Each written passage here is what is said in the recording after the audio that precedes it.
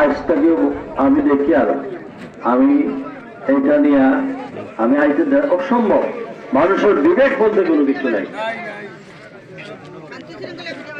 এইটা আমি পুলিশ প্রশাসন এবং থানা প্রশাসনকে আজকে আমি বলে যাব যে তার কঠিন ব্যবস্থা নেওয়ার জন্য।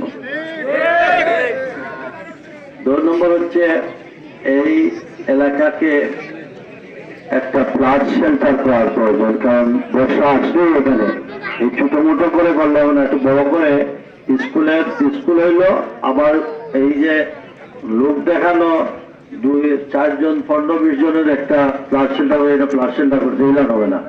অন্তত পক্ষে গরু ছাগল সহ সব যাতে আমরা একটা স্টেপ পাই, ইনশাল্লাহ বড় করে হইলো একটা ফ্লাড শেল্টার করা এখানে প্রয়োজন আছে। এখানে স্কুল আরো কি কি বলছে তো বেড়িবাদ তো লাগবে, বেড়িবাদ না হলে তো আপনি এই আর এটা টিকাইতে পারবেন না।